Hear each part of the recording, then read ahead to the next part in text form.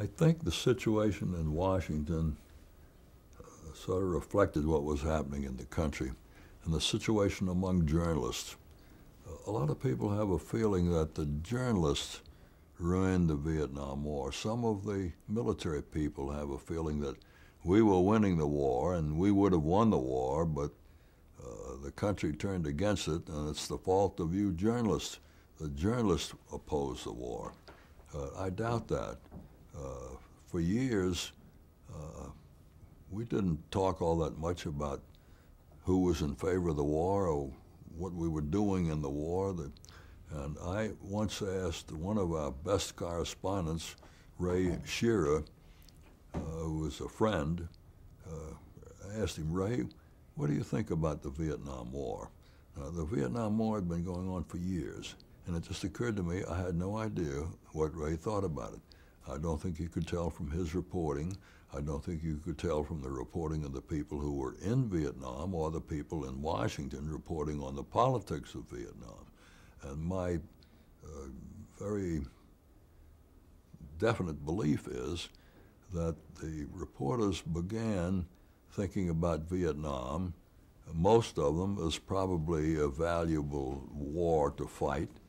It looked to me and to many others who didn't come out with their private opinions, but I'm talking about what I think was their private opinion, was my private opinion, was there were some problems with the Vietnam War, but we had made good use of the Korean War. There was a setback from the communists that was probably important to this country in the Cold War. And that Vietnam was another place where the communists were trying to take over a country, and made sense for us to resist. But I think that changed gradually as the war went on, and as the country changed its opinion, the journalists in Washington were changing their opinion. So eventually, many of them got the feeling the war was not working. It was endless. We had no way to end it, and that it was doing more harm than good. And the country itself got into this huge division, which took years to develop.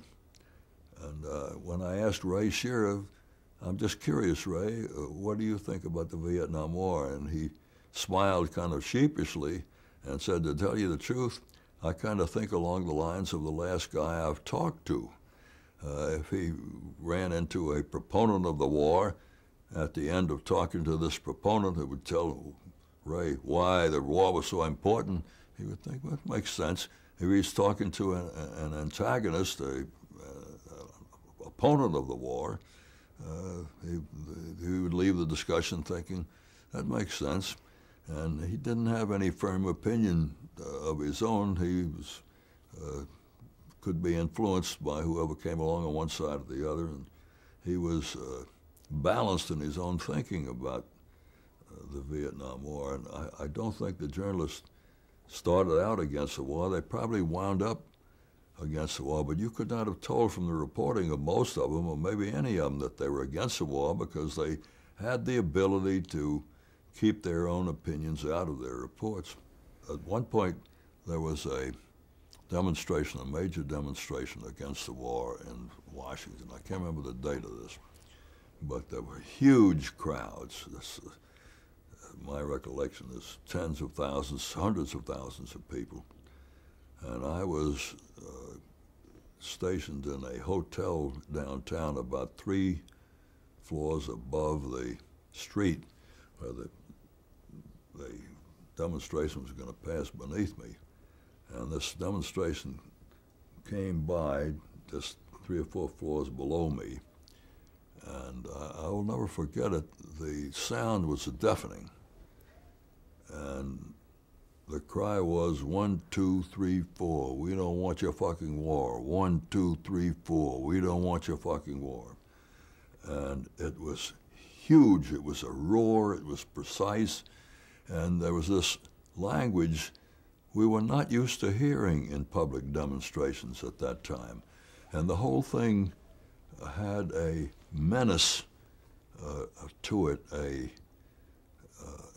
feeling of a mob, a feeling of huge anger. a sense of danger.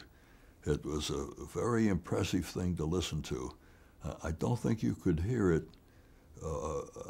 We were recording the sound, but I don't think the sound can come over a television speaker in the way it does in person live from listening to these people below you all packed going by, shouting this all at the same time. It's a visceral sense of the opposition that stayed with me.